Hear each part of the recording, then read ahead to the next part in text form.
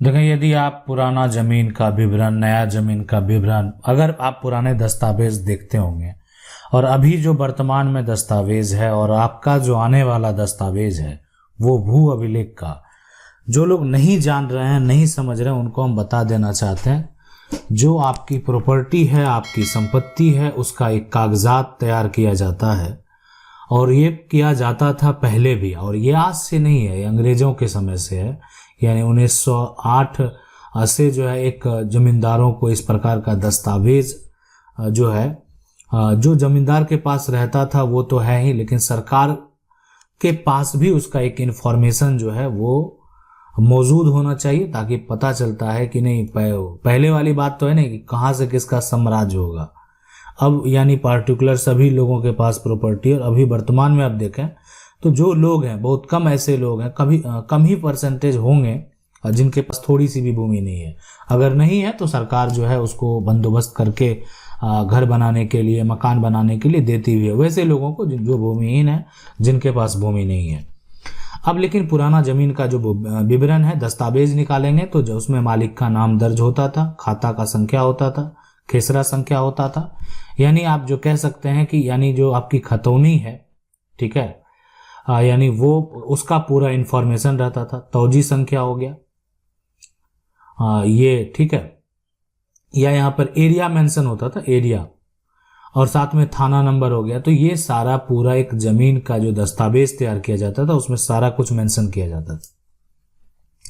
लेकिन जो नया विवरण है, ठीक है, नया जो जमीन का दस्तावेज है, उसमें क्या हो रहा है, नया जो प्लेटफॉर्म है उसमें भी तो वही है, लेकिन ये अब डिजिटल वे में काम करता है। आप इसको ऑनलाइन जो है अपना जिला सेलेक्ट करेंगे, आप जिस राज्य से बिलोंग करते हैं, हर राज्य सरकार के द्वारा एक पोर्टल बना दिया गया।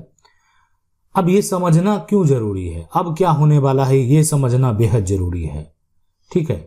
तो अभी वर्तमान में ये मौजूद है, अभी देखने को मिल रहा है। आपके जो एक तरह से दादा होंगे उनको ये दस्तावेज वो निकालते होंगे, और आज भी जो है इसका निकालते हैं जाकर। क्यों नकल निकालते हैं? अगर किसी प्रकार की त्रुटि हो गई है, किसी को अपना मालिकाना हक जो है एक तरह से साबित करना है, मालिकाना हक अगर साबित करना है, तो इस तरह का अगर किसी प्रकार का कोई भी समस्या है तो वो पुराना दस्तावेज जो है, जो अभिलेख का कार्यालय है, हर जिला में कार्यालय है, और वो जिला से जाकर अभिलेख विभाग है, और उस विभाग से जो है वो दस्तावेज के लिए अप्लाई करते हैं, दस्तावेज निकालते हैं।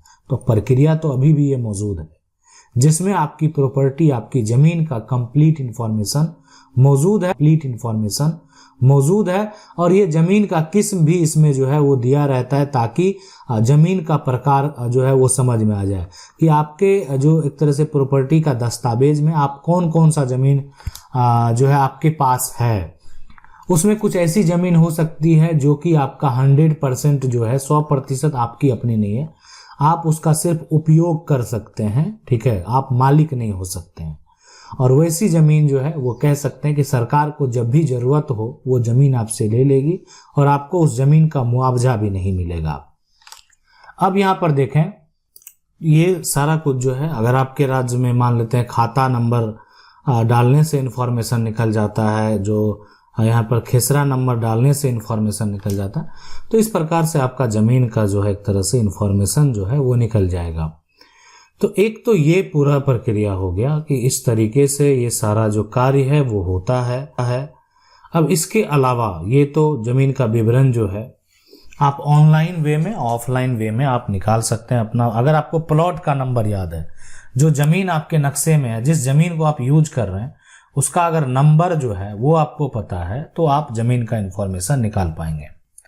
अब है कि अब आपके जो जोड़े जाएंगे, सबसे बड़ी चीज जो है, अब आपका जमीन के साथ मान लेते हैं इस पोर्टल के साथ जो है आपका ईमेल जो है एक तरह से जोड़ा जाएगा। हो सकता है ऑप्शनल हो, लेकिन जो मोबाइल का नंबर है, ठीक है, मोबाइल का नंबर है, ये तो ऑप्शनल नहीं होगा।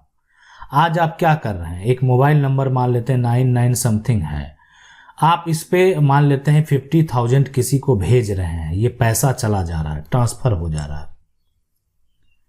आप ये प्रोसेस को समझें, सरकार इसमें टैक्स नहीं लेती है, ये ट्रांजैक्शन का अगर ठीक है किसी को टैक्स लगता भी है तो वो कटता है वो, लेकिन ऐसा कोई ट्रांजैक्शन आपको नहीं लगता, पैसा भेजते हैं।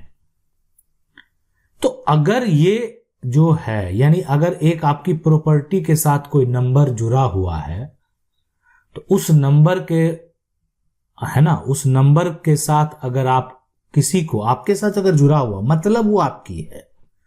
आप समझ लेंगे मोबाइल नंबर जोड़ने से, देखें अपडेट करने का तो कुछ भी हो सकता है लेकिन अभी जोड़ने की बात है, लेकिन जोड़ते जोड़ते जो फ्यूचर प्लानिंग है वो आप समझ सकते हैं वो क्या होने वाला है कि आपकी प्रॉपर्टी इस प्रकार की हो जाएगी कि आप प्रॉपर्टी बहुत इजी वे में किसी को ट्रांसफर कर सकते हैं, इजी वे में आप जो प्रॉपर्टी ले सकते हैं। एक पोर्टल जब जारी होगा इस तरीके से ताकि ये प्रॉपर्टी किसकी है उसका ओरिजिनल जो टाइटल है वो किसके पास है और उसी के नाम से वो मोबाइल नंबर, उसी के आधार कार्ड, वो सारा कुछ अटैच अगर हो जाता है तो यहाँ पर जो एक तरह से फर्जीवाड़ा होता है वो पूरा खत्म हो जाएगा।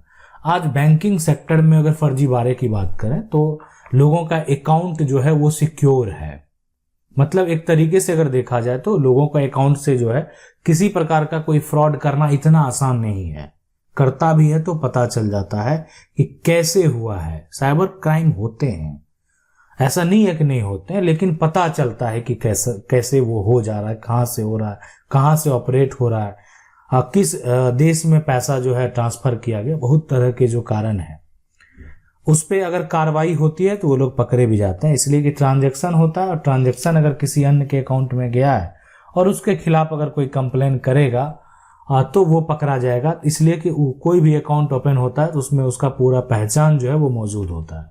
अब अकाउंट भी अगर फर्जी हो तो बात ही अलग है और करने वाले ये भी कर लेते हैं। तो इसी तरीके से अगर आपका मोबाइल नंबर अटैच हो जाता है तो आपकी प्रॉपर्टी, जितनी भी प्रॉपर्टी है, अब वो प्रॉपर्टी उसके साथ लिंक हो जाएगी और आप अपने मोबाइल नंबर से, अपने आधार नंबर से, अपने ईमेल के जरिए आप अपनी प्रॉपर्टी को देख सकते हैं। और अगर आप कोई प्रॉपर्टी खरीदते हैं, है ना, आप अगर खरीद करते हैं तो वो उसमें ऐड कर दिया जाएगा और ऐड करने के बाद आप पूरा डिटेल देख सकते हैं। ये देखें, ये जो है अभी सभी राज्य में तो इतना जल्द जो है ये संभव नहीं है कि लागू होगा, लेकिन धीरे धीरे आपको ये देखने को मिलेगा। इसलिए कि जो कुछ ऐसी राज्य हैं जो कि जहां पर इस प्रकार से जो है डेवलपमेंट का कार्य जो है वो चालू है, उत्तर प्रदेश है, दिल्ली है। तो और ये सब जो राज्य हैं इसमें आप देखें प्रॉपर्टी कार्ड के लिए भी जो है एक तरह से उसको आधार से लिंक करने का भी पूरा एक तरह प्रक्रिया तैयार किया गया। साथ साथ अगर किसी तरह का कोर्ट में विवाद चल रहा है तो कोई प्लॉट नंबर मान लेते हैं 112 प्लॉट नंबर इस प्लॉट का, इस पे विवाद चल रहा है और ये 112 को जब हम चेक करेंगे, ठीक है, चेक करने जाएंगे पोर्टल पे तो पता चल जाएगा कि ये 112 पर जो है किसी कोर्ट में जो है ना क्या कर रहा है, कोर्ट में केस चल रहा है। तो यानी ये देखने के बाद जब इसको सर्च करेंगे कोई भी व्यक्ति, ठीक है, आपको कोई व्यक्ति आया और कागज दिखाया, ठीक है, ये कागज मान लेते 332 जो है आप सर्च किए और ये इसका कागजात आपके पास जो है यहाँ पर लेकर आया। आप इसको कैसे चेक करेंगे? आप ऐसे ऑफिस का कार्यालय चक्कर लगाते रहेंगे, नहीं पता चलेगा। आप इसको, अगर ये सारा कुछ ऑनलाइन हो जाता है तो आप एक तरह से ऑनलाइन जो है इसको चेक करेंगे। और अगर आप ऑनलाइन चेक करेंगे तो क्या होगा, सबसे पहले, ठीक है, चेक करने के बाद, ऑनलाइन जब आप चेक करेंगे तो चेक करने के बाद यानी पूरा डिटेल आपके सामने होगा और पूरा डिटेल आपको ये पता चल जाएगा कि ये प्रॉपर्टी का जो है कौन व्यक्ति है जो इसको यूज कर रहा है, ठीक है, और सारा कुछ जो भी है। और इस पे किसी प्रकार का कोई अगर विवाद होगा, कोई केस अगर दर्ज होगा तो केस का भी एक तरह से इंफॉर्मेशन आपको मिलेगा।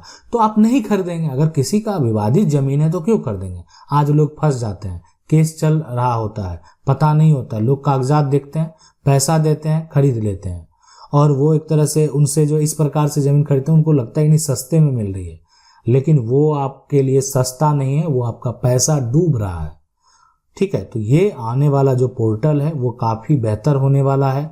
लोगों के साथ जो धोखा है उसमें कमी आएगी, लोगों के साथ जो फ्रॉड हो रहा है वो फ्रॉड होना जो है बंद हो जाएगा, ताकि जब सारा इंफॉर्मेशन, जो कानूनी प्रक्रिया है, जो विवाद है, जब सबसे बड़ा चीज है विवाद, विवाद का अगर पता चल जाए, ओरिजिनल मालिक का अगर पता चल जाए, तो फिर तो ये कोई समस्या ही नहीं रहेगा प्रॉपर्टी को खरीदने में और प्रॉपर्टी का इन्फॉर्मेशन निकालने में।